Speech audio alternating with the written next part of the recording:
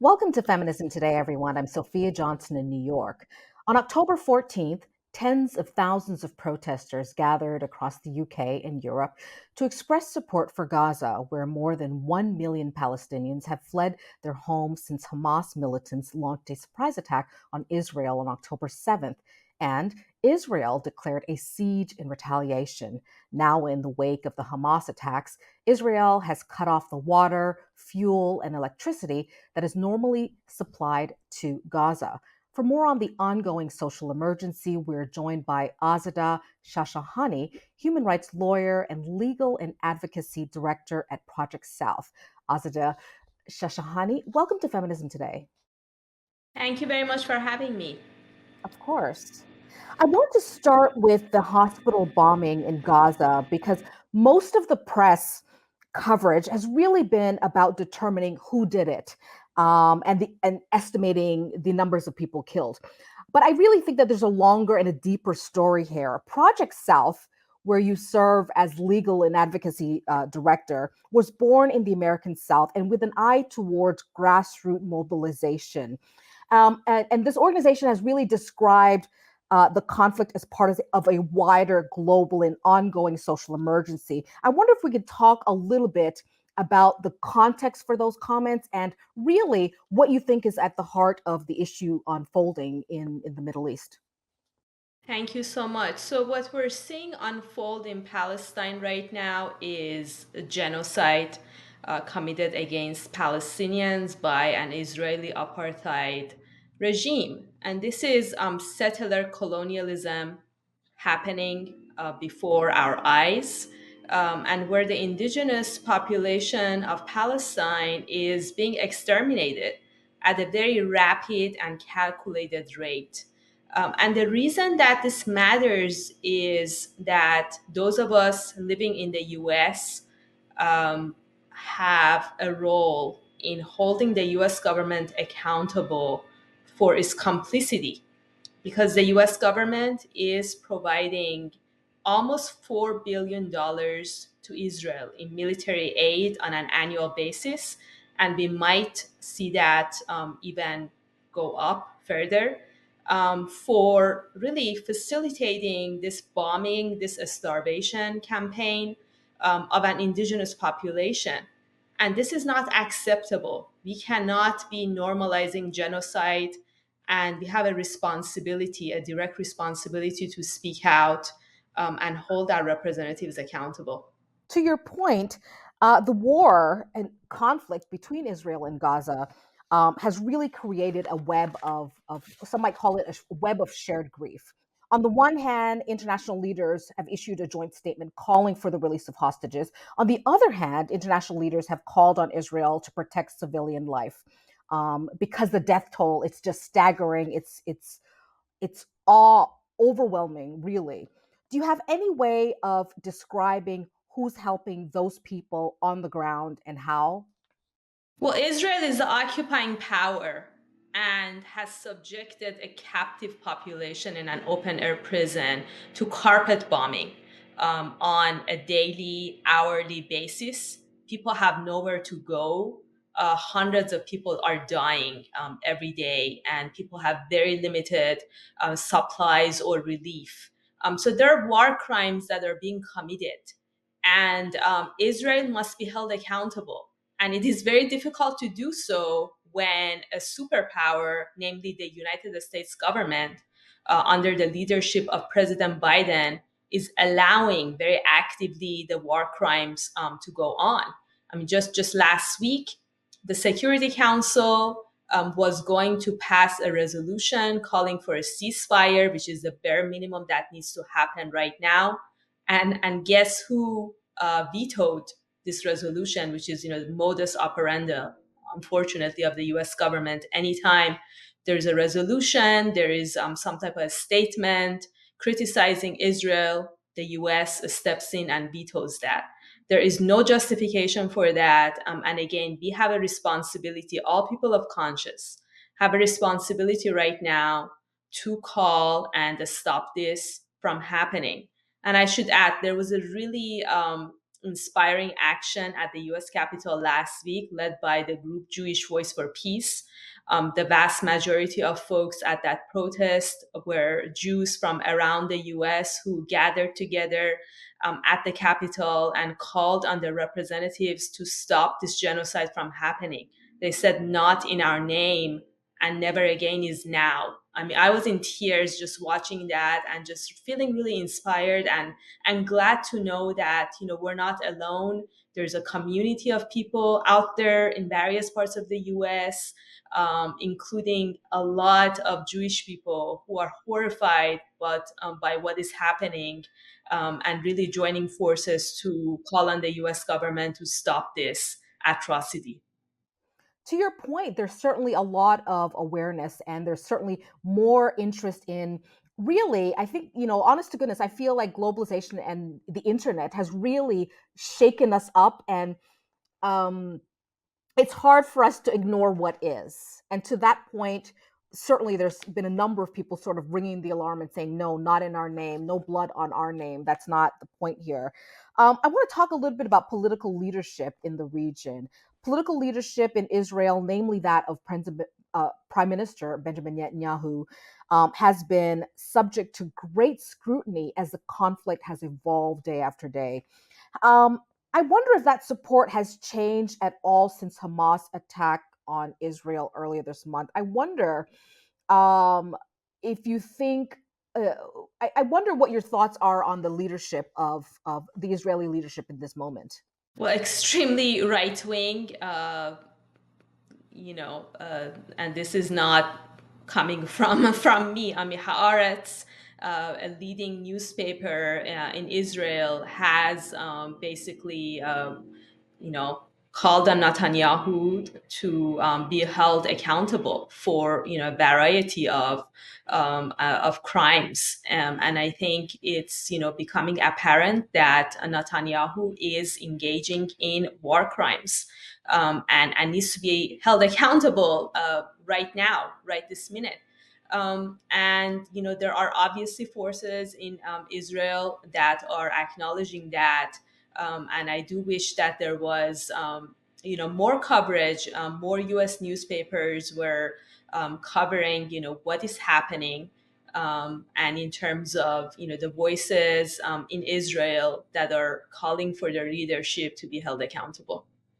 To that point, across the Middle East, protest has erupted over the horrific scenes we see in the press. Where the Arabs are spilling over in the street from Cairo to Oman to Morocco to Bahrain. Really, the French embassies are, in France, people are really rising up. I wonder what, if any, impact can we expect this type of grassroots movement to have. So, there have been attempts in some parts of Europe to ban the Palestinian flag, and some official attempts to stop protest in solidarity with the Palestinian people. And as we have seen over the past couple of weeks, that hasn't stopped people from all walks of life to come to the street and to protest the atrocities of the Israeli government against the Palestinians. And so, also in the U.S., in various parts of the U.S. as well, here in Atlanta, in Chicago, in Boston, in Houston, all over the U.S., people are coming to the streets and protesting.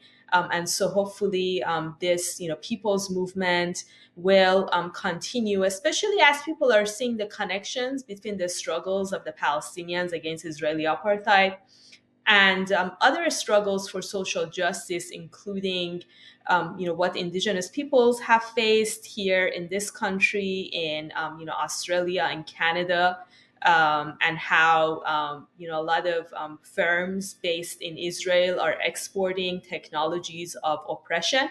And here in Atlanta and across the U.S., we're also fighting a police exchange program with Israel, where basically U.S. police and police from Atlanta every year are sent to Israel to learn the most advanced techniques of oppression and repression, and then to come back and apply those same tactics to communities of color, to brown and black communities here in Atlanta and across the US. And so at the same time as we are fighting to stop Cop City in Atlanta, we are also trying to stop this police exchange program between Atlanta and Israel.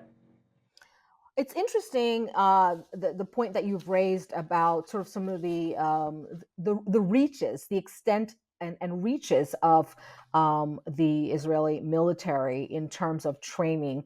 I wonder if we could talk a little bit about some of the experiences of people of color when it comes to confrontation with the state in the South, and some of the issues that you have sort of been grappling with Project South. We are very active in trying to shut down ICE prisons, so prisons run by Immigration and Customs Enforcement, as part of the larger movement to abolish mass incarceration. So Project South is an abolitionist organization, and we are, trying to shut down all prisons. And we have had success. Actually, our organization, Project South, along with several other grassroots organizations in the U.S. South, in the fall of 2020, filed the complaint that brought the attention of the world to abuses against women's bodies. So basically, medical abuse against migrant women detained at the Irving County Detention Center. And a lot of people around the world were really horrified that this is happening in 2020. And Immigration and Customs Enforcement knew about this as far back as 2018, and they refused to do anything because of the dehumanization of migrants and Black and Brown people specifically.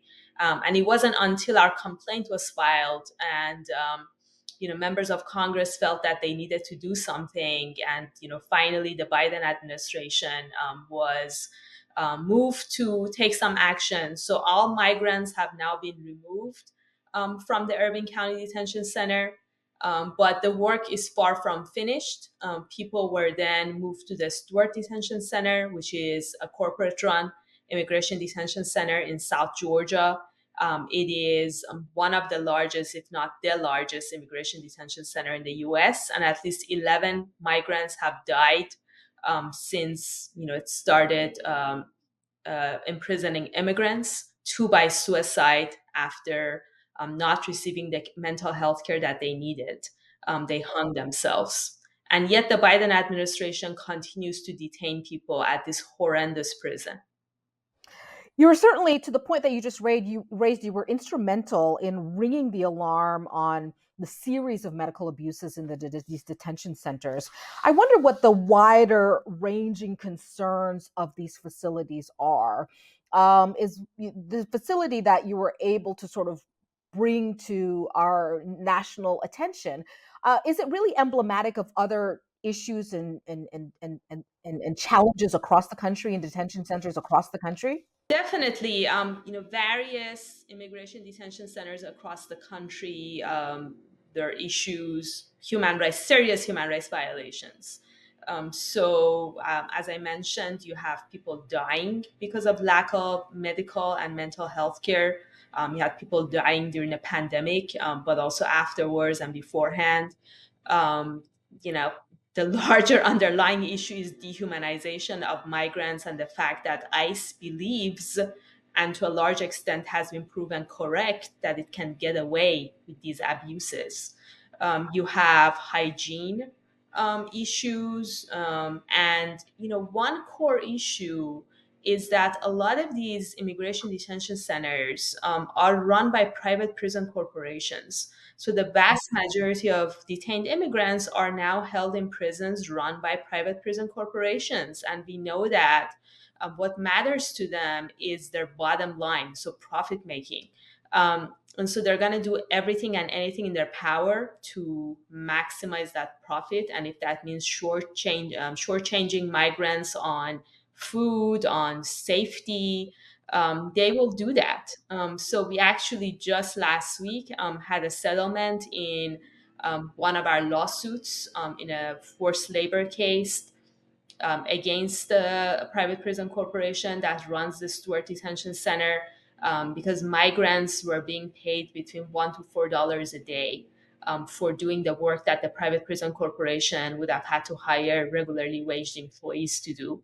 And if they didn't comply, if they didn't want to be part of this forced labor program, they were threatened with solitary confinement, or were actually placed in solitary confinement, or were deprived of necessities of life. And so this is the state of outrages in these ICE prisons. And what the Biden administration needs to do as a first step is to, cut out the private prison corporations from the picture, because where money is involved, abuses is follow. And then, as a second step, to stop detaining people altogether. There's no reason that somebody who has, has fled to the U.S. because of persecution and torture needs to be then put in prison while awaiting their asylum hearing. I want to return for a moment to what's going on because, as you said, you need to really follow the money. And I want to return for a moment to the Biden administration's ever deeper. The pocket is just it's getting deeper and deeper. He recently delivered to Congress a $105 billion request for military aid, mostly for Israel and Ukraine, especially daring lawmakers who oppose parts of this new legislation. I want to talk a little bit about what your thoughts are on how this money is being used in terms of foreign aid. You touched on a little bit earlier, but to the detriment in many ways of what's going on in terms of the domestic space. Do you see something weird happening here? It's outrageous. It is absolutely outrageous at the same time that Palestinians are dying on a daily basis, thanks to Israeli bombs and, a starvation campaign that President Biden has gone to Congress asking for even more military aid, at the same time that our communities are suffering, in terms of infrastructure, in terms of the state of our public schools, in terms of, just basic needs that our people have. How many people in the US are unhoused? An untold number of people in the richest country in the world, and we're all paying taxes. Where is the money going? And it's quite obvious now with this package, that it's going towards military aid. The either sending it to Israel, or other repressive states, or in the form of heightening the state of the U.S. military industrial complex. All these U.S. military bases around the world. Is anybody asking the question? What is the U.S. government doing in all of these countries? What is the business of the U.S. government in all of these countries in the global south and otherwise? I wish that more people were asking themselves the question of how is that helping us? How is that helping us, in our daily lives, where people are suffering and are not able to meet their daily needs? You mentioned the experiences of migrants coming into the U.S. and how they're being, um, um, almost criminalized and put into these detention centers. People are starting to increasingly, especially with the new bill, talk a little bit about drawing distinctions between the treatment of Ukrainian migrants versus Latin American migrants.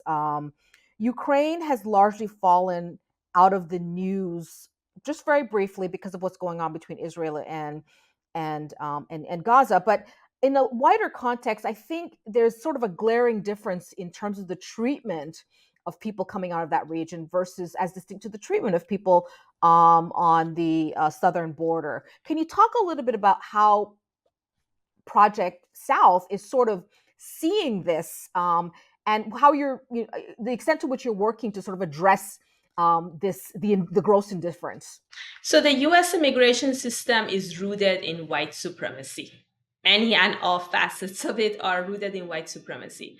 And the way we're treating Ukrainian migrants and refugees is the way that all refugees and asylum seekers should be treated, with respect, instead of hostility, with open arms, and being welcoming instead of beating people up, as we saw happen to Haitian migrants, and people fleeing Venezuela, or other parts of South and Central America.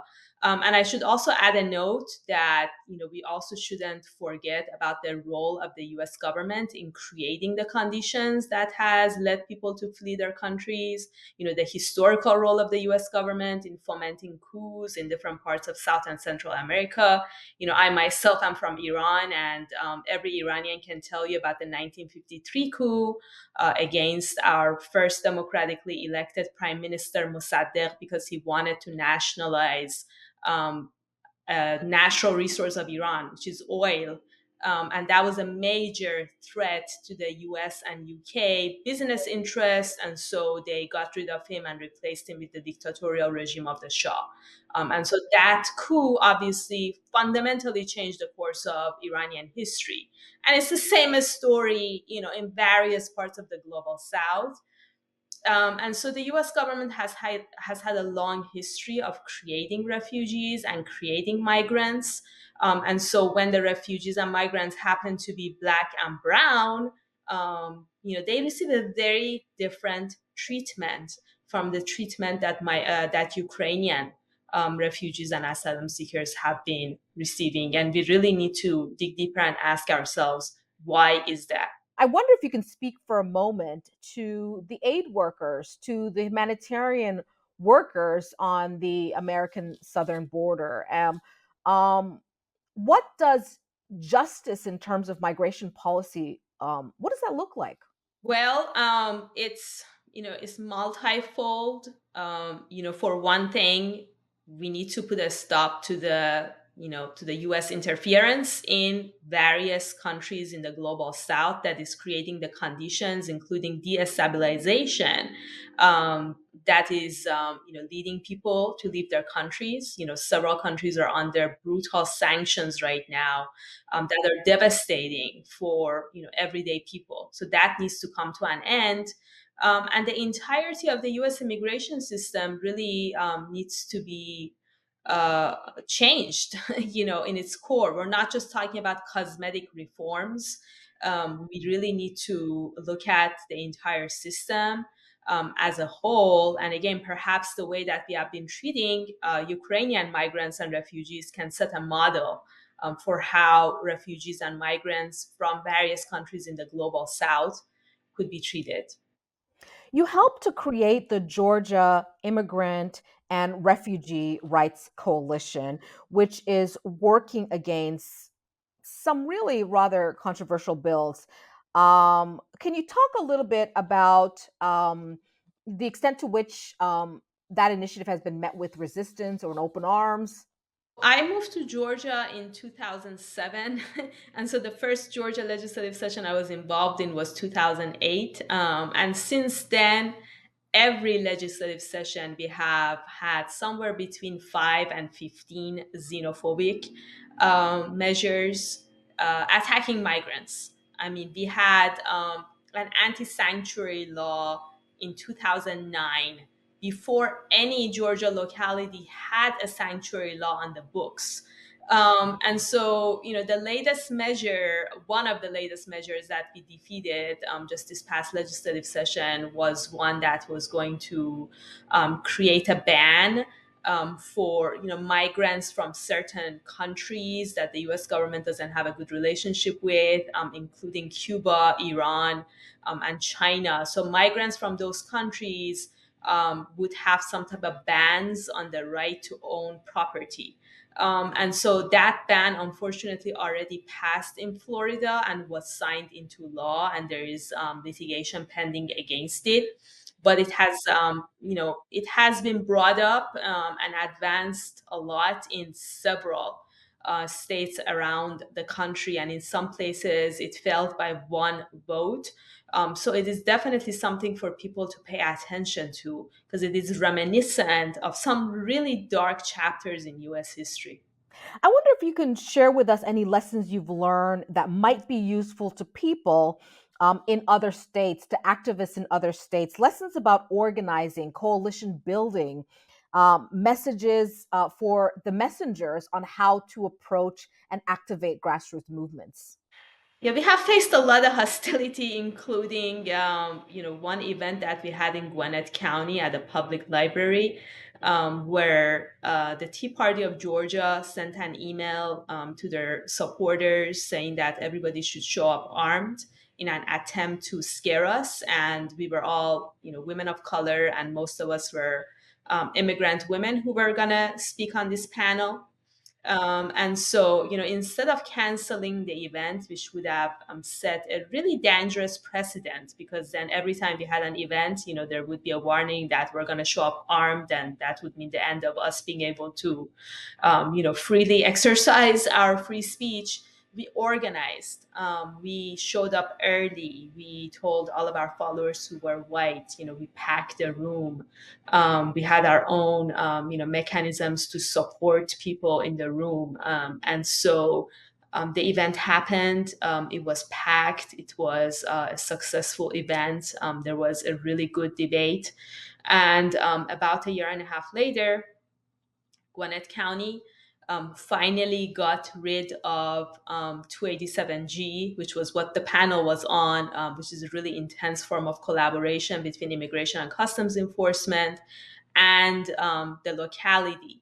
And that was thanks to years, if not decades, of organizing by grassroots immigrants' rights organizations that basically voted out the sheriff who was running on a racist platform. So, if there's one lesson that I've learned, it's that, it is great to be part of a movement. Um, there have been many scary times, but just being part of a movement organization and being part of a movement, it always gives you courage to know that you're not alone, and that, progress and good work is going to take time, sometimes years, sometimes decades, but at the end of the day, we will achieve victory, and it's going to feel so good when it happens because we know that it's a collective victory and we worked so hard for it. Azadeh Shahshahani is a human rights attorney based in Atlanta. She's also the legal and advocacy director of Project South and past president of the National Lawyers Guild. Thank you so much for this really important conversation. Thank you so much for having me. And that's it for our program today. Remember, you can follow me and the show on Instagram. Thank you so much for watching Feminism Today on Free Speech TV. Join us again next week.